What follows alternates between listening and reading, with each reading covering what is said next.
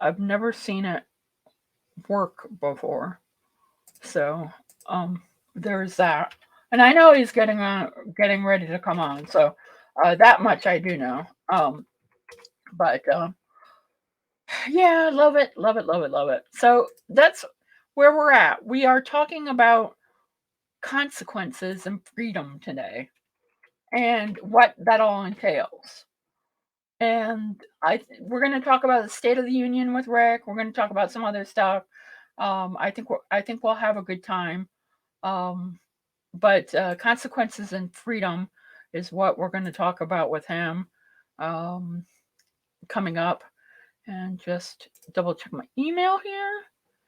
Um, the link. The room is okay. Let me just send him the link invite.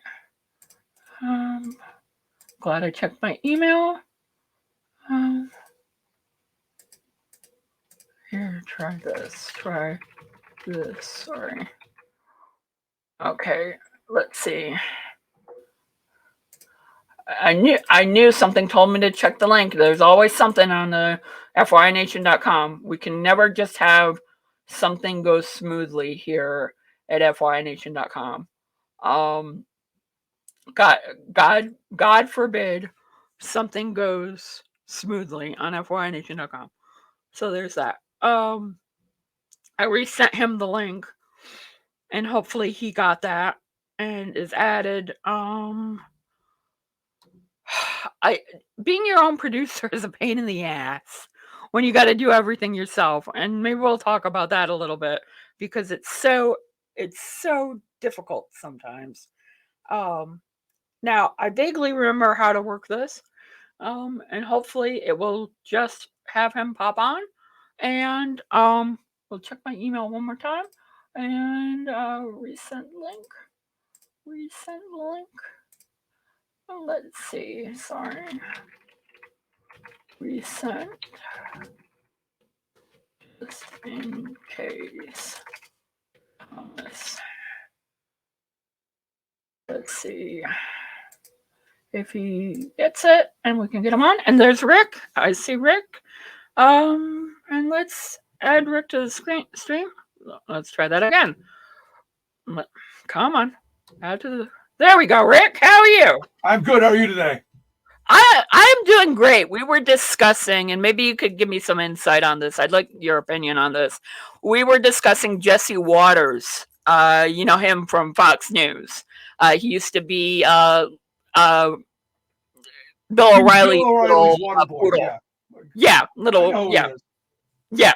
Um, and for those who don't, and he was on his show last night before the State of the Union, and they had this whole segment dedicated to killing Putin. And like to me, I'm okay with the whole idea in the long run, but I'm like one of these people who has to like go into what are the ramifications of that if that happens. And I don't think his giggling child act thought of what happens next. And I'd like your thoughts on that with everything because now they've gone from Putin's bitch to let's kill him. No, they And got to make that pivot, right? Got to make yeah, that pivot. Um, G-rated show, R-rated. Where are we at in the ratings? PG-13. Okay, so I'll just say F Jesse Waters. Let's start Yes. with that. I don't know why anyone would pay any attention to that smarmy little prick, but I guess if we have to talk about Jesse Waters, fine. Yes, you're right. They are the wholly owned subsidiary of Vladimir Putin. At this moment, the pivot is happening because the world is paying attention to their being his little chew toy. This was predictable, extremely predictable in that. Look, when you see the ship going down, the rats will scurry. And that's what this is. I mean, I was listening to right wing blather on the radio for the last couple of days, and you're seeing that pivot because eventually we're not going to kill Vladimir Putin. That's not going to happen. We're not putting boots on the ground. We're not getting involved in that. But those rich people whose yachts are being repossessed, and they're running to their yachts like, an episode of Repo Man. Those folks not happy with being inconvenienced in the slightest. Now they may have it in for him. And if you notice, if you saw that photo of Putin sitting at the big long table, where he's like 40 feet away from everyone else, he knows it too. He knows he's not going to be walking near any windows because he could find his way out one of them. He knows he's not going to be near people because someone could put some airborne poison out there, and we can be done with this megalomaniac. And look, the world would be better off without this a-hole. So, did the blind squirrel find the nut? Here's the thing that I just disagree with you a little bit, Rick. I worry that, like, when Muammar Gaddafi was taken out, everybody was, oh my God, thank God he's gone, yada, yada, yada. And we were all happy about it for about 5 minutes. And then the civil war happened. I kind of worry about, oh my God, a civil war with a country that has nuclear weapons like Russia, what that would entail. Because we really don't know who, let's face it, after Vladimir Putin, who is in charge of Russia? We don't know. And that scared the bejesus out of everybody. So you're going with the devil we know? Yes. And I'm not saying I want him in power by any means. I'm just saying we know, at least with Putin, we've had, up until now, a stable tyrant.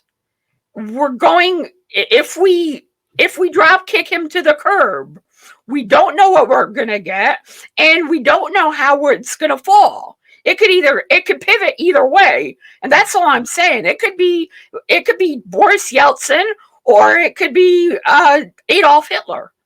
And that's the only worry I have is the consequences. First, we're not going to take Vlad out. That will be someone in his inner circle. That will be someone close to him. And for me, if I'm attempting to allay your fears, it's that I don't think the oligarchs in that country are going to want business disrupted. They're good American capitalists. They're good Wall Street acolytes. So the trains will run well enough to make them their profits. They'll make products enough. They don't want major disruption. This is bad for business. This is bad for their bottom line. They're not thrilled about the war. I'm sure if you remember, before he went in, he gathered them together and said, hey, he had to lay out the grand plan, which was, we're going to go in. It's going to be a weekend. It's going to be great. They're going to welcome us with open arms. We've heard this before. And, we're going to come back and there are going to be parades and kissing babies. And it's going to be great for business because we're going to get our pipelines. We're going to get the breadbasket of Europe back under our control. It's going to be fabulous. It didn't work out that way because the Ukrainian people are like, no, screw you. Yeah, we're not handing over anything. No, you're absolutely right. And I just, I don't know, with everything going on, I thought, I agree with you. I listened to your show last night on FYNation.com, and you covered the State of the Union. And I don't know if you heard what they ended up yelling at the end of that. Somebody yelled 13.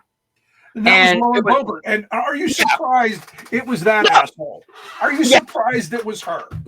No, I'm not. In fact, at some point they even were saying she yelled, "Build the wall." Because why the fuck not? This is what happens when you put the lowest common denominator in Congress. When when one of the dumbest people in the country is now elected to an office to represent people, this is what you get. She has built herself up as some kind of a right-wing little star, and that's great. Good for her. She might get a Fox show. I'm hoping the good people of Colorado go, this is too much distraction. She's not doing anything other than getting attention for herself and making her star rise. And look, I had a friend last night go, this is time for the Democrats. They need to throw, Marjorie Taylor Greene and Lauren Boebert out. I'm like, no, why would you want to do that? The dumbest thing Democrats did was throwing Marjorie Taylor Greene off the Education Committee. Because she was the albatross around Republicans' neck. If I'm on that Education Committee, I want her sitting next to me so I can go, hey, we need more education for funding. Exhibit A. Look at this dumb bitch. I mean, come on. No, Where's you're another when stick you're that right, comes out of her mouth? I mean, please. and it's worse. We were talking about this earlier, where I do, and this from my tweets. I do a lot of Right Wing Watch stuff, and Right Wing Watch had Neil Kumar on, who is actually worse and more rabid dog than she is, and was talking trash about her. And I was like, she needs more of him because she is making me feel bad for her, and I call her a traitor regularly on the air. You know, Right. and it just Rick, it bothered. I have a tendency. I don't know if you know about me, but I used to be a Republican a very long time ago. When in my youth, I'm paying penance for it now. I used to be a Rush Limbaugh conservative Republican. Then I grew out, and I feel like I'm paying penance with FYI Nation for it. And doing a great job, by the way. Thank you. I appreciate it. Wasn't fishing, but I appreciate the catch. When it comes to conservatives and Republicans, what scares me, what we do on the left, is that we pigeonhole them as if they're all Marjorie Trader Greens. And they're not. Like I was saying earlier, and I'd like your take on this. I think there are some that are like Bob Ney, who you have on your show, who are regular people and just want to see America succeed and don't want their taxes too high and want the trains to run on time. And then there are the people like Marjorie Trader Green, who still thinks Hunter Biden is smoking crack in his parents' bedroom, basement.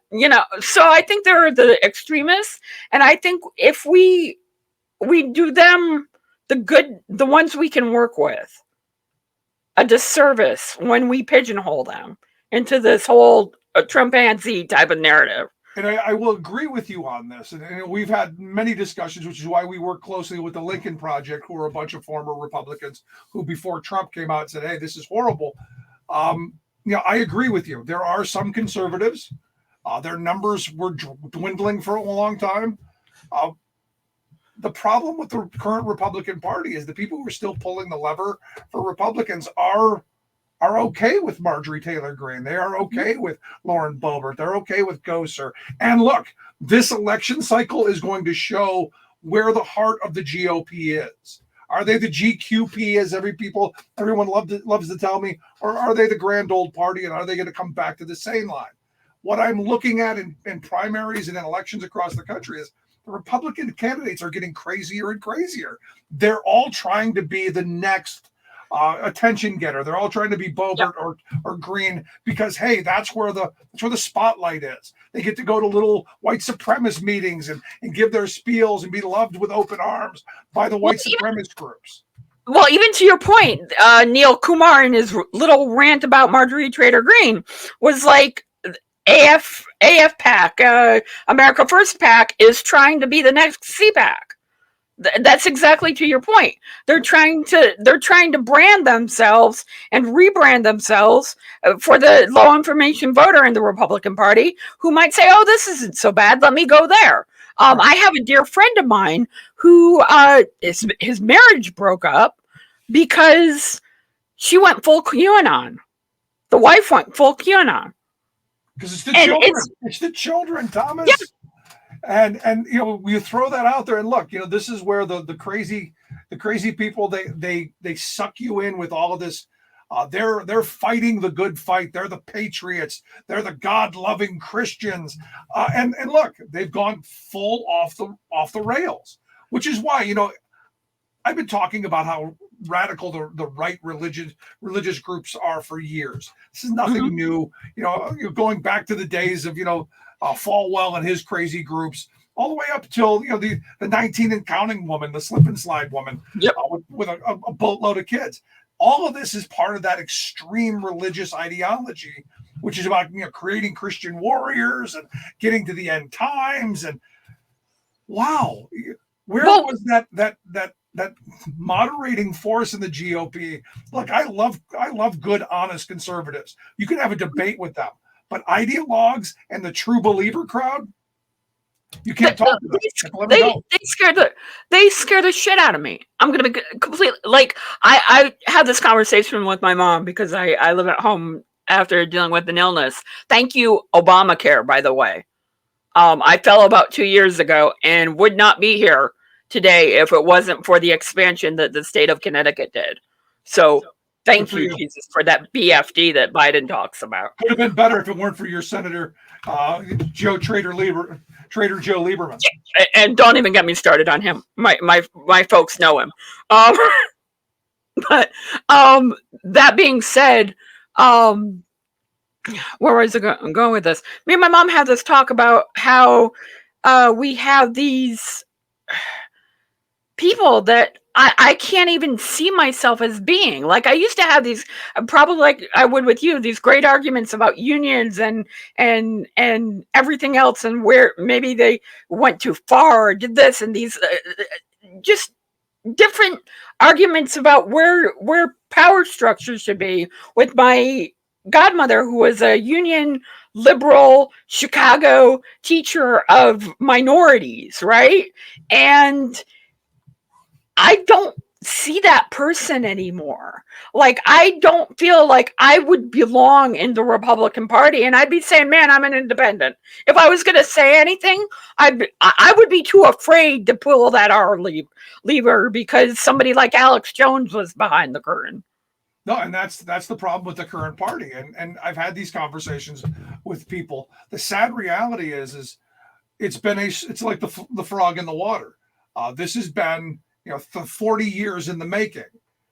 You've had these elements of the Republican Party who they've moved the party in this direction, and now they've taken over. And whenever extremism takes over, this is what you get. Now the question is, what happens? Do the Republicans figure out how to reclaim their soul, or does it have to collapse and something come out of it? I don't know, but it's not good for us as a country. No, I agree with you, and it's upsetting because my grandparents were good Republicans, and I became a Republican mainly because of them. And you see the good Republicans, the Eisenhower Republicans, fading away. Like my father is English, and he's conservative, but he's not in the Thatcher wreck everything conservative. He's in the fund it but live in a government type of conservative. And I see even in England, I have a friend who is complaining about the healthcare and how it's not funded enough. And oh my God, Rick, I would love to have that argument with conservatives, like how much we should fund healthcare for everybody because we already have it. Yet here we have to argue about whether or not a state like Mississippi can get the Affordable Care Act expanded. And not being able to have a rational argument drives me nuts. And I guess my question to you is, are we going to be able to, should we focus more on trying to have that argument? No. Or winning? Which gotta win. Look, at the end of the day, politics is about getting things done. And the only way you get things done, and Joe Biden is seeing this, is if we win. We gotta win elections. And look, today is the day after the Super Bowl for political organizations who have, for cause heads who have their one issue. My email box is full of groups saying, hey, we won, we got the president to mention this, or people who are angry, he didn't pay attention to us, we're taking our ball and going home. These are folks who their focus is very narrow. And my focus is, I want to make people's lives better. How do we make all people's lives better? I don't want to tie us down by categorizing us and slicing and dicing us. It was great. He said a lot of good things last night, but in an hour and 8 minutes, there's only so much you can get to. I thought his speech was fabulous, but you look at the divisions that came out of this. For me, you got to get stuff done. We need more We need a couple more senators. Yes. If we have a couple more senators and we're winning elections, we're moving an agenda. We're getting stuff done. We're making lives better. We're getting the work done. And I'll tell you, that's the thing I've really liked about Joe Biden the most. I was not a Biden fan from the start. He was my fourth choice, but he has been the steady, calming, silent, strong hand that we've needed in this moment. Absolutely. We don't need somebody slamming their fist on the table, some bombastic loudmouth. We need that steady hand that he has provided. And I thought his speech last night was fantastic. And look, with any Joe Biden speech, there are going to be tons of gaffes. There are going to be tons of misstatements. Mm-hmm. You expect that. But overall, I thought the speech was fantastic in that it was positive. It wasn't the kind of grievance speech that we're used to hearing from our politicians. And it spoke, I think, to our higher cause, which is why I think the polling is so good on it today. And I think it's going to help him. And I think it's going to help us move an agenda forward. No, I agree with you. And I think the beauty about it is he ticked all the right boxes to get the point, the talking point so well for us that even Republicans on the Fox News this morning were saying he was saying Republican talking points. They were mad at that. Don't you love how they pivot and then they own things? Yes. Kind of like where we started with Jesse Waters. Now Putin's a bad guy. Yeah. No, absolutely. And for those just tuning in, I'm with Rick Smith, who is host of the Rick Smith Show, a great union supporter, all around great guy. And I've been you're my first interview with a non-friend that I've done since coming back to doing this again on a regular basis since my old show. And oh my God, thank you for making me feel so comfortable because my anxiety was through the roof. Nothing to be actually, just a conversation. And well, that's what I love about your show and why I like having you on live, because that's what it is. It's not, and that's what we try to do here. We try to just have a conversation because I think we can do more with that. I think the possibilities are endless. If you're not talking down to people, if you're not pointing the finger at somebody and calling them a scumbag and everything else, and if you're willing to have an open dialogue, I think you can. And not for nothing, I think there's a little bit of time for the old Rush Limbaugh way of doing things too. But you got to you got to pepper it, like a fine meal. And I think that's what I loved going to the speech. That's what Biden did. He peppered the speech. And the best part of the meal was the line about defund the police. He took it back from the Republicans. He just said, no, we're funding the police. Now, I know that made a lot of progressives on my side really pissed off. But I'm sorry, the messaging was beating the shit out of us. And they were able to do that because it's not a soundbite of what progressives want to do with the police. And it's never going to be a soundbite, and it shouldn't have been a soundbite. And they picked the worst fucking soundbite you could pick. Amen. Look, when they first came out with that, I'm going, no, not going there with you. Not going there with you.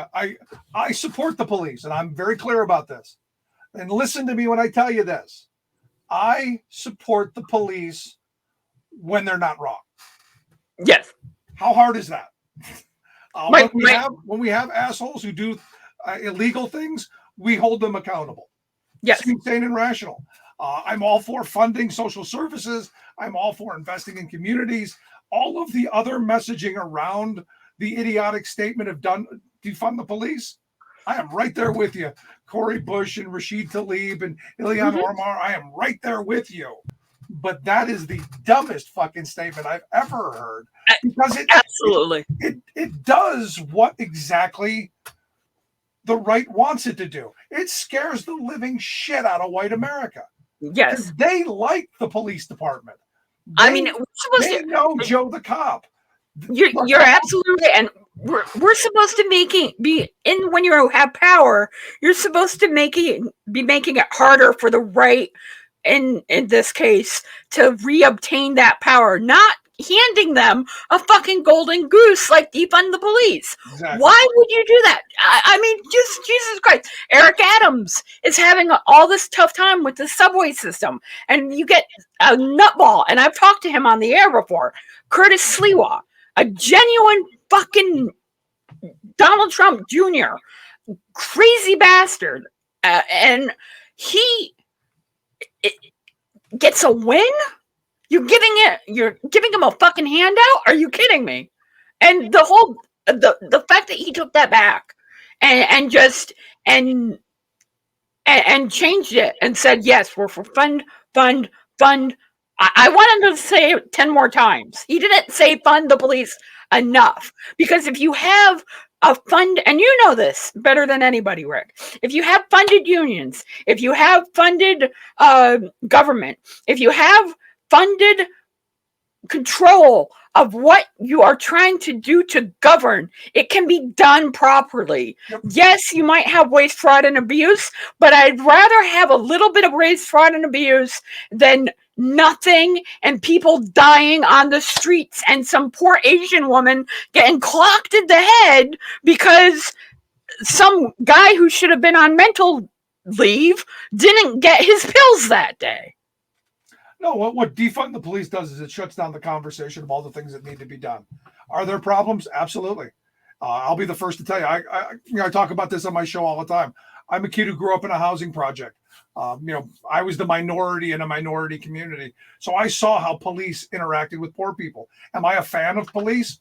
No, not necessarily. I've seen them do horrible things, and they should be held accountable. I now live in a neighborhood with doctors and lawyers because of my union.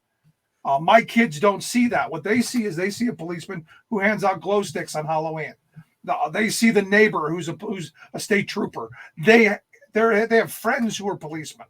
So they're part of the community. And this idea that, and I know what my Black Lives Matter friends are going to say, well, it's because you're white that you support the police. It's because you're white and you have privilege, because you live in the neighborhood you do. And, police are used to keep black people down. Look, for me, it's all about green and poverty. Yes, poor people in this country are treated horribly by our criminal justice system, by our police departments, and black and brown people most certainly get treated horribly. But defunding the police and creating this massive division is not going to be helpful. What we need to be doing is getting people like me involved in these groups and getting us all talking about how do we fix the problems. How do we not have the police as the stop of mental health, of drug and alcohol abuse? How do we get out of that? And how do we use policy to do it? Look, policy got us in here. Policy can get us out, I believe. Absolutely. Absolutely. And even as a conservative, I always argued for policy. And that's what changed me into being a Democratic supporter. And I don't say Democrat, by the way. Nicole Sandler of the Nicole Sandler Show educated me on that as a fledgling Democrat. Was if you go overboard with Democrat, you're insulting the Democratic Party, and it's the name of the party is the Democratic Party. And I think you can use Democrat in certain ways, but then at certain points it becomes offensive. And I believe that. I don't know if you look. I think it's where you put the emphasis. Even you mentioned Bob a minute ago, and even today, Bob is still trained to put the emphasis on the rat. And Bob is an independent. They were trained Democrats. So you got to get the rat in there. So and look, it's childish, it's immature, but it is who they are. And I don't have a problem with. Show me who you are. I want to know who you are. So if this is what you're doing, I already know. Yeah. No, and I think people can learn and be educated by it. I don't think I'm not going to hold it against you if you say Democrat. It doesn't matter to me. It's like dealing with the LGBTQ. I'm pansexual and I'm non-binary, and when I see these hate bills that are coming out and everything else, the way Republicans, it hurts my heart to see Republicans just screw governing, right, Rick? They don't actually, they govern to attack somebody instead of govern to lift somebody up. And your central premise is faulty here. You think they want to govern. They want to destroy government. They don't want to make lives better. They want to make their lives better. This is about that division of hooray for me and screw everybody else. So it's about, rewarding our friends. It's about doing that, but it's not about good governance. It's not about good policy. These people tell us repeatedly, Thomas, they don't believe in government. Government can do nothing right. Government should do nothing. They keep telling us, and yet people still vote for these people and expect them to have an agenda. I mean, am I surprised that the Republicans have no agenda whatsoever? No. Rick Scott came out with his 11-point plan. Is there a policy in there? No. It's more of this grievance. It's more of this division. It's more of this hatred. It's more of the stuff that you're talking about. It's not actual policy. It's not actually going to make anyone's life better. You're right, and I guess I'm biased because I used to be one that I'm on the defensive a little bit. Get out of the era. Get out of the Reagan era. At least they had some ideas. Even Newt Gingrich, as much as I didn't like that smarmy little prick, even they had an agenda. It was a bad agenda. It did horrible things, but at least they had an idea. Well, I called the contract. A contract with America was the contract on America. That was my old trough for it. But that being said, I can't thank you enough for doing this, Rick. I've been wanting to have you on the show another, and I'm glad we got a chance to finally do it because I know you're very busy, and I look up to you because you're such a champion of liberals and union causes, especially in the liberal makeup. Because like I said, my godmother, who I used to argue with day and night about politics, was so strong in unions, and that gave me a lot of respect for unions, even though at the time I didn't agree with them. It helped me turn the corner a little easier when I did, and watching you put up the good fight, which is such a struggle when you're dealing with the likes of China and trade agreements and globalization and Walmart. You really keep on going with that, and I really can't thank you enough for that in your wheelhouse. Appreciate it, Thomas. Thank you so much. Anytime. No, and thank you for coming on, and I don't want to keep you too long because I know you're busy, but thank you again, and hope we can do this again because I had a great time. Most certainly. Just let me know. Okay, Thank you, awesome. everybody. Thanks for a minute.